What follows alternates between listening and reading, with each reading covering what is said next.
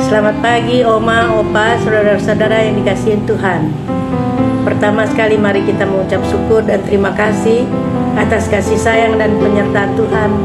Kalau pada hari ini kita boleh dipertemukan lagi di ibadah lansia yang diadakan secara online Sabtu 23 April 2022. Untuk mengawali ibadah ini, mari kita berdoa. Tuhan, Bapa kami yang di sorga, kami datang ke hadirat-Mu menyampaikan syukur kami atas kesempatan yang indah ini yang Bapa berikan pagi ini. Kiranya Bapa menyertai dan memberkati ibadah lansia ini agar boleh berjalan dengan lancar dan boleh berjalan seturut kehendak-Mu. Inilah doa dan syukur kami yang kami naikkan melalui anak-Mu Yesus Kristus, Juru Selamat dan Penebus kami yang hidup. Amin. Oma, Opa, dan saudara-saudara yang dikasihi Tuhan, ibadah lansia pada hari ini Sabtu 23 April 2022 dengan tema Kita Tidak Akan Dilupakannya. Pelayan firman akan dilayani oleh Pendeta Emeritus Mita Sartika dari GKI Delima. Pemandu pujian Penatua Sinta, pengisi pujian oleh Ibu Arta. Sebagai Mazmur pujian kita terambil dari Mazmur 23. Kami akan bacakan Mazmur 23.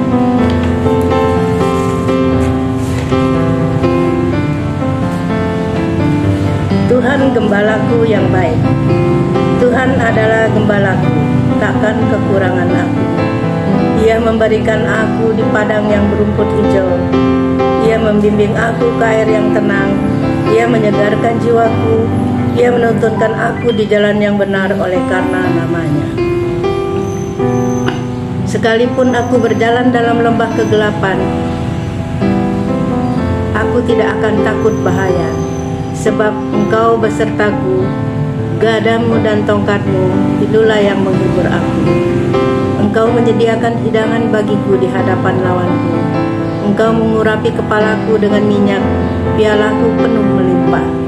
Kebajikan dan kemurahan belaka akan mengikuti aku seumur hidupku, dan aku akan diam dalam rumah Tuhan sepanjang masa.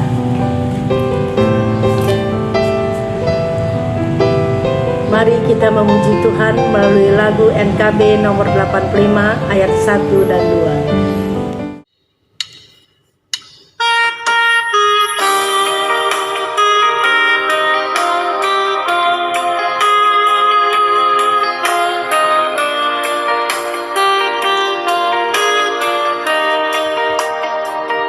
Mengapa Yesus turun dari surga, masuk dunia ke penuh celaka?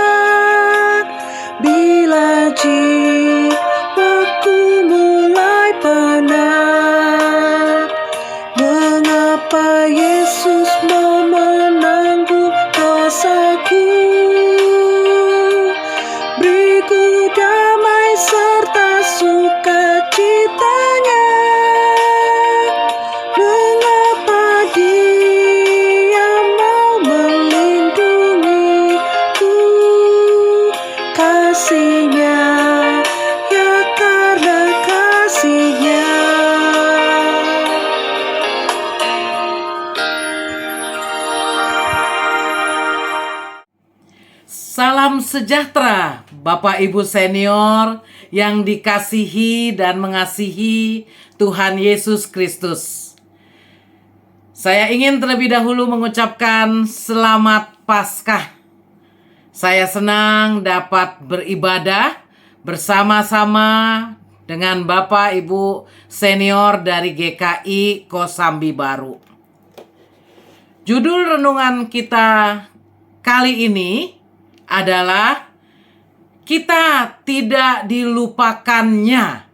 Kita tidak dilupakan Tuhan.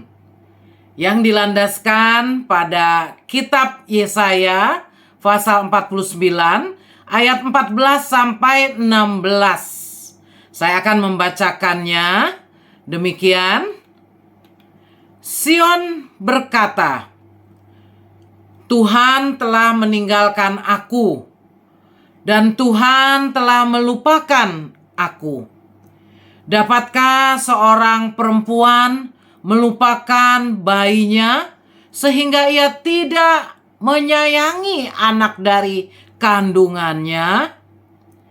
Sekalipun dia melupakannya, aku tidak akan melupakan engkau. Lihat, aku telah melukiskan engkau di telapak tanganku. Tembok-tembokmu tetap di ruang mataku. Demikian firman Tuhan.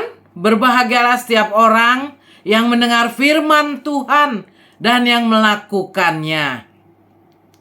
Saudara-saudara yang kekasih, lama juga saya tidak bertemu saudara-saudara. Biasa setiap tahun kita masih bisa ketemu paling enggak sekali ya. Tapi karena pandemi dan kebaktian lanjut usia GKI Kosbar masih secara online, kita tidak bertemu lebih dari 2 tahun nih ya. Tapi saya harap saudara tidak lupa dengan saya kan? Ingat kan, siapa ini yang lagi berbicara? Ya, betul. Saya Pendeta Emeritus Meta Sartika dari GKI Delima.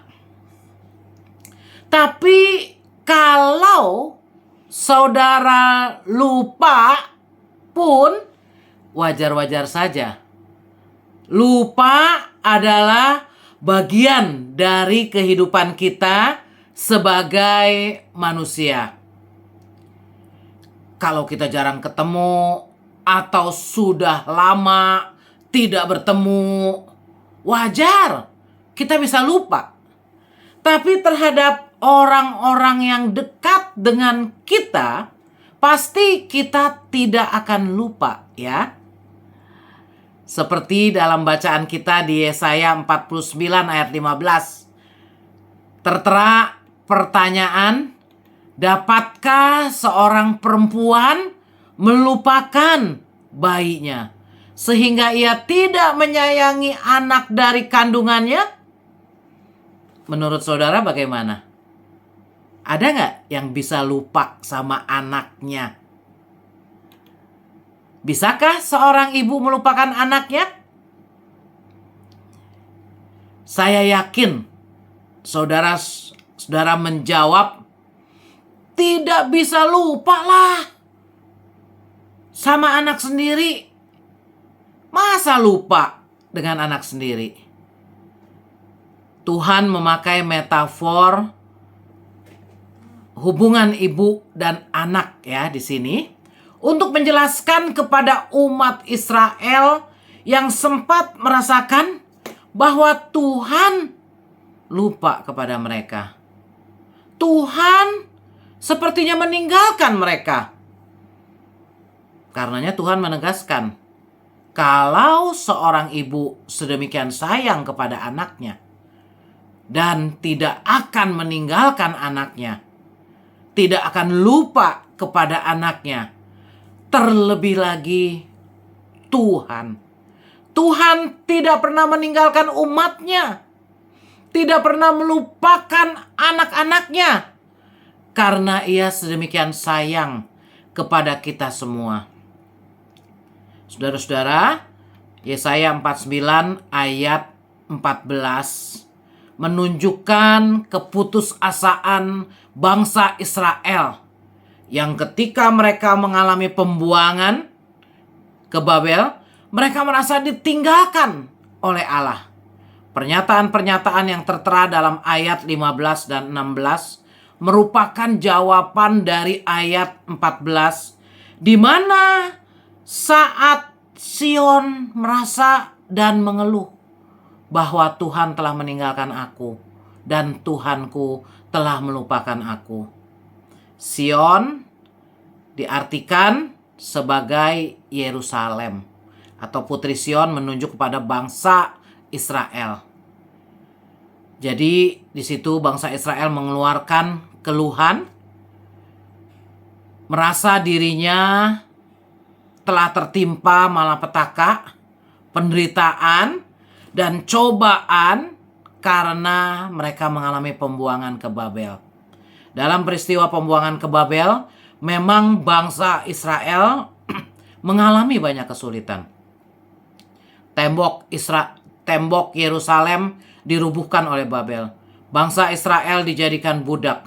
Mereka harus berjuang beradaptasi dengan kebudayaan mayoritas di Babel. Rumah mereka, bahkan rumah Tuhan, dibakar oleh orang Babel. Sampai ke perkakas-perkakas rumah Tuhan dijarah dan dibawa semuanya ke Babel. Bahkan tidak sedikit dari orang-orang Israel yang mati terbunuh saat itu. Itulah sebabnya mereka bertanya.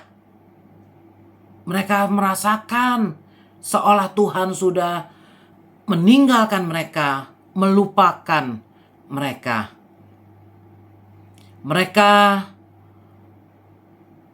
seperti kehilangan jati dirinya sebagai umat pilihan Allah. Mereka meragukan Tuhan yang telah menuntun nenek moyang mereka keluar dari Mesir. Mereka meragukan Tuhan yang sesungguhnya pernah memimpin nenek moyang mereka di padang gurun. Mereka meragukan Tuhan yang bawa mereka ke tanah Kanaan. Tanah di mana mereka dapat menikmati buah dan segala yang baik di dalamnya. Mereka meragukan Tuhan dan mereka mengatakan, Tuhan telah meninggalkan aku dan Tuhanku telah melupakan aku. Menanggapi keraguan bangsa Israel itulah Tuhan memberikan penghiburan yang manis kepada umatnya. Yang pertama, penghiburan itu ketika Tuhan menyatakan atau menanyakan, dapatkah seorang perempuan melupakan bayinya sehingga ia tidak menyayangi anak dari kandungannya? Tadi jawab nggak ada ya. Tapi di sini katakan sekalipun kalau ada ya perempuan yang entah karena kenapa bisa melupakan anaknya, tapi Tuhan mengatakan, aku tidak akan melupakan engkau. Seperti yang kita tahu, Tuhan sering memperkenalkan dirinya sebagai Bapa yang mengasihi anak-anaknya ya. Bapa yang mengasihi anak-anaknya. Namun kali ini ia memperkenalkan dirinya atau metafor yang digunakan adalah sebagai ibu. Tuhan tidak sekadar menyatakan Israel sebagai anaknya, tetapi sebagai buah kandungannya. Layaknya seorang ibu yang menjaga kandungan atau anaknya dengan penuh perhatian, melewatkan malam-malam tanpa tidur yang nyenyak demi anaknya. Terkadang merasakan kecemasan yang mengakibatkan kelelahan dan melupakan dirinya sendiri. Demikianlah Tuhan juga seperti itu terhadap umat Israel. Namun, kalau ada ibu di dunia ini yang berubah menjadi pribadi yang kejam dan melupakan anak-anaknya, di sini dikatakan tidak demikian dengan Tuhan. Sebab tertulis dalam Matius 7 ayat 11, jadi jika kamu yang jahat tahu memberi pemberian yang baik kepada anak-anakmu, apalagi Bapakmu yang di sorga. Ia akan memberikan yang baik kepada mereka yang meminta kepadanya. Itu yang pertama, saudara. Ya.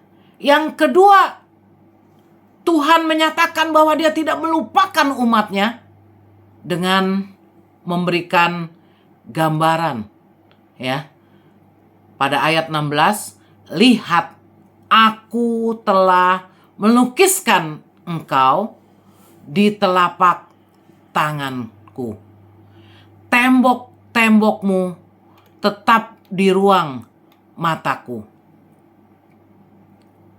Perumpamaan ini pun pernah dipakai oleh Musa ketika menyampaikan perintah yang utama kepada bangsa Israel dalam Ulangan 6 ayat 8. Ya, di mana perintah Tuhan supaya mengikatnya sebagai tanda pada tanganmu dan haruslah itu menjadi lambang di dahimu, dikatakan. Sebenarnya perumpamaan ini digunakan untuk menjelaskan bahwa sesuatu yang terlukis di telapak tangan atau juga tetap di ruang mata akan menjadi tanda pada tangan dan lambang pada dahi.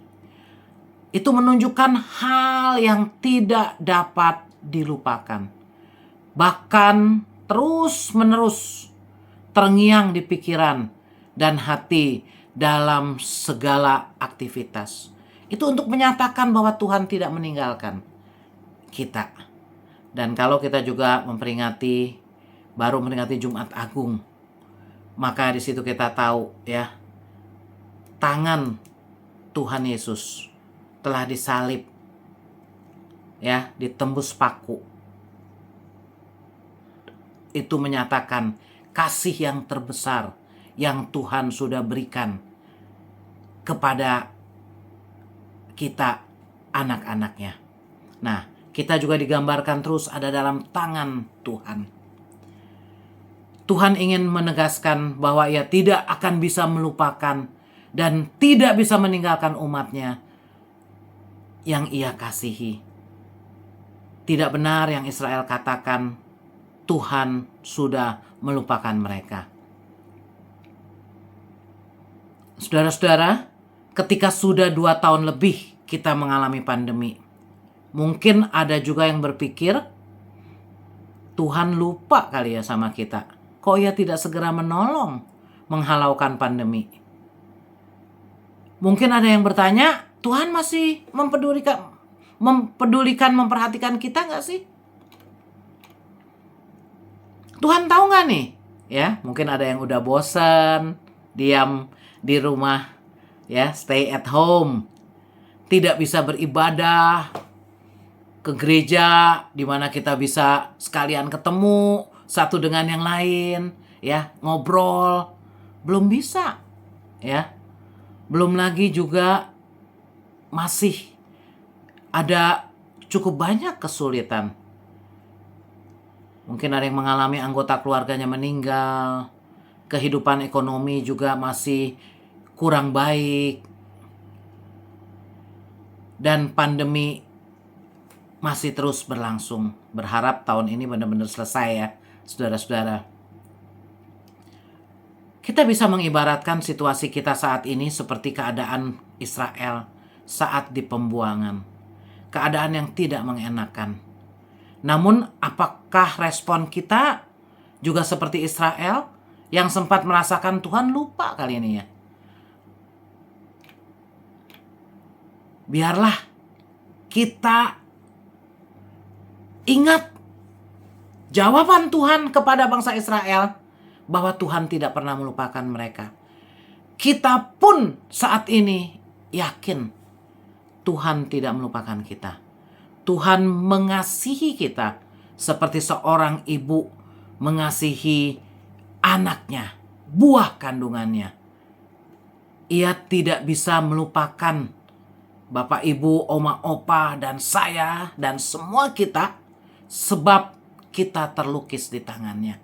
Dan kita tetap di ruang matanya, ada di mata Tuhan, saudara. Yang perlu kita lakukan adalah sabar, tetap setia pada Tuhan, dan ada dalam hubungan yang erat dengan Tuhan. Ketika saya merenungkan bagian ini, ketika saya menyiapkan renungan ini, saya teringat pada seorang oma yang sampai umurnya hampir 90 pun, dan ketika ia udah sering sakit, ia tetap menyanyi lagu kesukaannya yang dari muda ia hafal, sampai tua pun tetap ingat, ya. Jadi baik juga kalau kita dari muda tuh ada lagu-lagu yang kita ingat, saudara-saudara. Nah, apa lagu favorit yang dia hafal? Lagu itu adalah lagu Janji yang manis kau tak kulupakan, tak terombang-ambing lagi jiwaku. Walau lembah hidupku penuh awan, nantikan cerahlah langit di atasku. Kau tidak akan aku lupakan, aku membimbingmu, aku memimpinmu. Kau tidak akan aku lupakan, aku penolongmu. Yakinlah teguh. Opa Oma semua yakin? Tuhan tidak akan dan tidak pernah melupakan kita. Apapun yang kita alami, Dia peduli kepada kita, tidak pernah melupakan kita. Karena kita dikatakan terlukis di telapak tangannya dan ruang-ruang matanya. Karenanya biarlah Bapak, Ibu, Opa, Oma, saudara-saudara semua boleh ingat Tuhan tidak pernah melupakan kita. Kita ingat janji Tuhan, aku tidak pernah melupakan engkau. Apapun yang kita alami, Tuhan membimbing dan memimpin kita. Biarlah ini menjadi kekuatan bagi kita menjalani hari-hari kehidupan kita. Amin. Mari kita berdoa, saudara-saudara. Ampuni kami ya Tuhan, ketika kami mungkin ketika mengalami berbagai kesulitan hidup, terkadang kami merasakan Tuhan melupakan kami. Tuhan tidak mempedulikan kami lagi dan seringkali membuat kami juga menjauh dari Tuhan. Biarlah firman-Mu yang kami dengar pada saat ini boleh mengingatkan kami bahwa kasih Tuhan lebih dari kasih seorang ibu. Kalau seorang ibu tidak pernah melupakan anaknya, terlebih lagi Tuhan. Kasih Tuhan seperti seorang bapa yang mengasihi dengan demikian luar biasa ya Tuhan. Karenanya ketika kami menghadapi berbagai kesulitan dalam kehidupan kami, biarlah kami boleh merasakan Tuhan ada dekat bersama dengan kami. Tuhan tidak pernah melupakan kami, tapi Tuhan senantiasa mempedulikan kami. Tuhan juga yang tahu akan keadaan kami satu persatu pada saat ini. Ya Tuhan, biarlah kalau ada yang sakit, Tuhan juga yang menguatkan. Bahkan kalau boleh Tuhan berkenan, mengulurkan tangan Tuhan. Juga Tuhan menyembuhkan ya Tuhan. Namun apapun yang Tuhan izinkan terjadi, biarlah setiap saudara-saudara kami merasakan bahwa Tuhan tidak pernah meninggalkan. Tuhan senantiasa ada dekat dan Tuhan senantiasa tidak pernah melupakan kami ya Tuhan. Tuhan berikan kekuatan, kesehatan bagi opa oma, para lansia di GKI Kosambi Baru juga yang mendengarkan renungan ini di mana-mana tempat. Tuhan juga yang memberikan kesehatan dan kekuatan ya Tuhan. Juga kami mau bersyukur kalau saat ini situasi pandemi juga mulai agak reda ya Tuhan, dan sudah mulai ada kebaktian di tempat, di gereja, dan secara hybrid juga dengan yang online. Biarlah Tuhan Engkau juga yang menolong sehingga pada waktunya semua kami juga boleh beribadah lagi di gereja ya Tuhan. Kami juga berdoa untuk bangsa dan negara kami, untuk pemimpin kami. Biarlah Tuhan yang beri hikmat bijaksana sehingga para pemimpin kami dapat mengatur kehidupan berbangsa dan bernegara dengan sebaik-baiknya. Kami juga membawakan keluarga kami satu persatu. Tuhan tahu kalau ada pergumulan-pergumulan yang dihadapi. Biarlah ya Tuhan, Engkau yang menyatakan jalan keluar atas segenap pergumulan kami. Banyaklah yang kami mohonkan. Tuhan lihat hati kami, dan kami percaya Tuhan mendengar setiap doa yang kami naikkan. Tuhan mengabulkan sesuai dengan kehendak-Mu. Terima kasih Tuhan. Dalam nama Tuhan Yesus kami berdoa, berserah, dan bersyukur. Amin.